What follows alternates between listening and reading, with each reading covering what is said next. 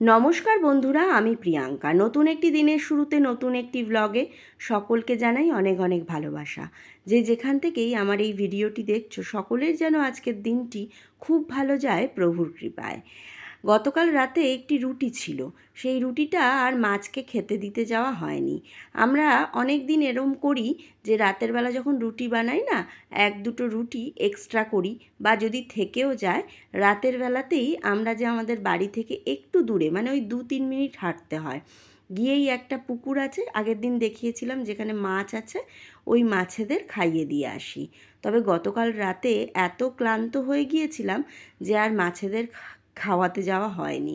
আজকে তাই সকালবেলা করলাম, আমাদের ফ্ল্যাটের যে মিটার ঘরের ছাদটা আছে, ওই মিটার ঘরের ছাদের মধ্যে রুটিটাকে কুটি কুটি করে দিয়ে দিলাম। এখানে তো পায়রা আসে, শালিক আসে, কাক আসে, চড়ুই আসে, আরও নানান রকমের পাখি আসে, আর তারা এসে খেয়ে যায়। আমাদের এই যে সামনের রাস্তাটা আছে, এই রাস্তার মধ্যেও কিন্তু অনেকে একটু খাবার দিয়ে রাখে, জানো তো। এত পাখি আসে, ওরা সারাদিন কি সুন্দর হেঁটে হেঁটে খায়, আর আমাদের দেখতে ওইটা খুব ভালো লাগে। আজকে তো আমাদের এখানে লোকনাথ বাবার পুজো, আর বাড়িতে আমি ঠাকুরকে একটু পায়েস দেবো, সেই জন্য প্রথমেই সকালবেলা উঠে আগে ম্যাকডিকে চাটা করে দিলাম। ওকে চাটা করে দিয়ে একদম এই রান্নাঘরের পাটা আর কিছু রাখলাম না, এইখানে আমি করব হচ্ছে গ্যাসটাকে স্কচ ব্রাইট দিয়ে ভালো করে মেজে নিয়েছি, আর চিমনিটাকেও পরিষ্কার করেছি, সাথে টাইলসটা তো করেইছি। চিমনিটা পরিষ্কার করলাম তার কারণ হচ্ছে অনেক সময় রান্নার তেল না চিমনির ওই ঝাঁঝরিটার মধ্যে লেগে থাকে, সেইটা রান্নায় হয়তো কখনো পড়ে যায়, বুঝতে পারি না। রান্নায় পড়াটাও ঠিক নয়, ওই তেলটা তো ভালো তেল নয়, কিন্তু যদি ওই ঝাঁঝরি মানে ভোগের মধ্যে পড়ে, তাহলে তো আর সেই ভোগটা আমি ঠাকুরকে দিতে পারবো না। ওই জন্য চিমনিটাও সাথে সাথে পরিষ্কার করে নিয়েছি, আর ঠাকুরের বাসনগুলো বের করে একদম মেজে নিলাম। আজকে তো শুধু পায়েস করব, সেই জন্য আমি কড়াইটাকে বার করেছি। আজকে কড়াইটার মধ্যেই পায়েস করব।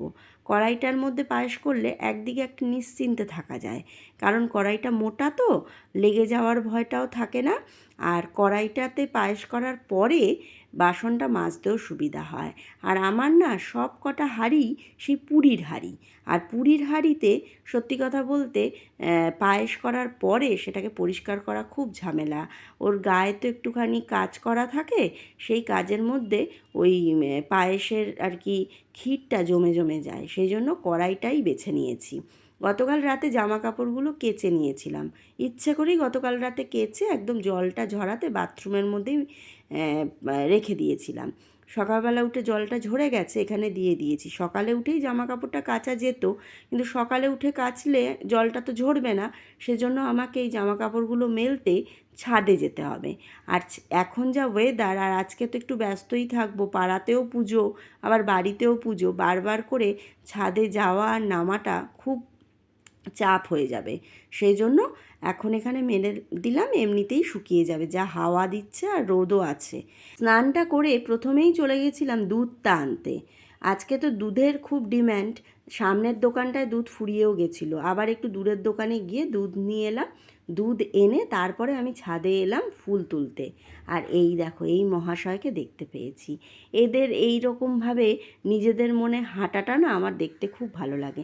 আমি কিন্তু দূর থেকে দাঁড়িয়ে দাঁড়িয়ে ক্যামেরাটা করছি, একবার যদি টের পায় সামনে কেউ আছে, তখনই উড়ে চলে যাবে, আর আমি উঠতে দেবো না বলে অনেকটা দূরে দাঁড়িয়ে জুম করে নিয়েছি, করে ক্যামেরাটাকে করছি, আর আমার খুব মজা লাগছে দেখে।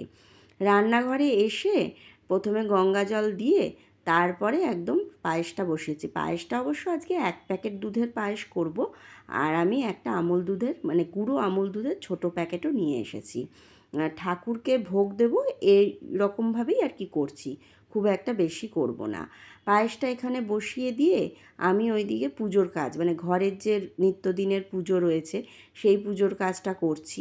করতে করতে আবার তারাও রয়েছে, কারণ মন্দিরে তো পুষ্পাঞ্জলি দিতে যাব, আজকে তো উপোস আছে।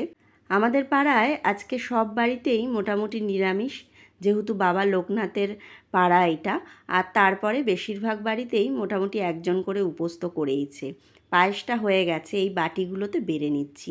এই ছোট্ট ছোট্ট বাটিগুলো না গতবার যখন ওই স্নানযাত্রারই আগে বড় কাছারি গিয়েছিলাম, তখন ওখান থেকে কিনে নিয়ে এসেছিলাম।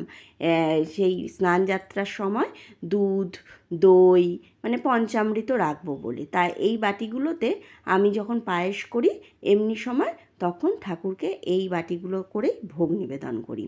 আজকেও কিন্তু আমি একদম কেনা ফুল কিনিনি, ঘরে যেটুকু মানে ছাদে যেটুকু ফুল ছিল সেই ফুল দিয়েই কিন্তু শৃঙ্গার করেছি। ঘরের পুজো হয়ে গেছে, আমি একদম ডালাটা নিয়ে চলে এলাম হচ্ছে মন্দিরে।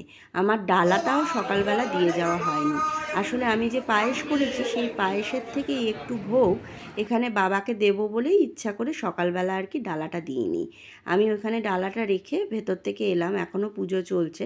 এবার আমরা এখন পুষ্পাঞ্জলি দেব।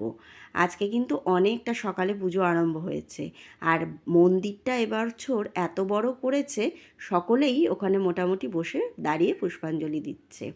শ্রেয়ার আজ কলেজ ছিল, ও রাসবিহারী দেখে আমাকে ফোন করেছিল যে মা একটু নুন লেবু জল বানিয়ে রেখো। তা আমি উঠবো করে আর ওঠা হয়নি। একদমও বাড়ির সামনে চলে এসে আমাকে ফোন করলো যে ওর 10 টাকা খুচরো নিয়ে বেরো, ও রিক্সা করে আসবে, সেই 10 টাকার খুচরোটা নেই। ওইটা নামিয়ে দিতে গেলাম, তারপরে এসে এবার নুন লেবু জলটা করছি। ও ততক্ষণ ফ্রেশ হয়ে নিচ্ছে। আর আজকে সকাল থেকে ওই দিকে ছিলাম, আমাকে রান্না বান্না কিন্তু আজকে কিচ্ছু করতে হয়নি। ম্যাকডি রান্না করেছে, ওই একা খেয়েছে, শ্রেয়া তো খায়নি। ও রান্না করেছে, সব যা বাসন হয়েছিল সব ও নিজে মেজেছে, একদম রান্নাঘর টিপটপ করে রেখে দিয়েছে। আমার না কেউ যদি কাজ করে এই রান্নাঘরটা পরিষ্কার করে রাখে দেখতে খুব ভালো লাগে। সন্ধে হয়ে গেছে, এখন বাজে 5:45। আমি একদম সন্ধে দিয়ে নিলাম। সন্ধে দিয়ে এই দেখো একটু এখন সাজুগুজু করে নিয়েছি। সাজুগুজু করে এখন কোথায় যাচ্ছি বলো তো? মন্দিরে যাব আবার। মন্দিরে যাবার জন্যই একটুখানি রেডি হয়েছি। শ্রেয়াকে বললাম চল, আসলে শ্রেয়া এখন গান প্র্যাকটিস করছে, তাই ও এখন যাবে না। ও বলল আমি জিমে যাওয়ার আগে একবার ঠাকুরকে গিয়ে দর্শন করে আসবো। আমি বললাম ঠিক আছে, তাই করিস। আমি তাহলে এখন যাই। আর আমাদের পাড়ায় আজকে খুব জমজমাট ব্যাপার, আর মনেও হলো যে আজকে একটু সাজি, তাই এই শাড়িটা পরলাম। দেখো, এই দেখো, ঠাকুর দর্শন করো।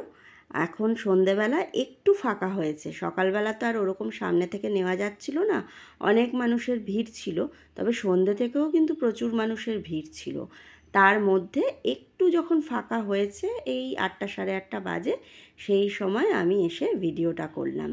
আর সন্ধেবেলায় আমি একবার ডালা নিতেও এসেছিলাম, কিন্তু এত মানুষের ভিড় দেখলাম, আমি বললাম এখন ডালা নেওয়া যাবে না, ডালা নিশ্চয়ই আমার জায়গাতেই থাকবে, অসুবিধা নেই, একটু রাত বাড়ুক, রাত বাড়লেই তখন ভিড়টা কমে যাবে, তখন এসে ডালাটা নিয়ে যাব।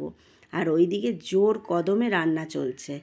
এই দেখো কত মানে আলুর দম, এই দিকে ডেকচিতে হচ্ছে লাইন দিয়ে খিচুড়ি রাখা। আর এই দেখো হোমকুণ্ডটা, এটা কিন্তু রাস্তাতেই করে, প্রত্যেক বছরই যে জায়গাতে দেখছো সেই জায়গাতে হয়।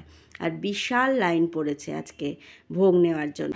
সন্ধেবেলায় গিয়ে আমাকে মন্দির থেকেই মালসাটা দিয়েছিল। মালসার মধ্যে এই দেখো রয়েছে খিচুড়ি, নিচে শালপাতা দিয়ে তারপরে দিয়েছে আর কি অনেকটা।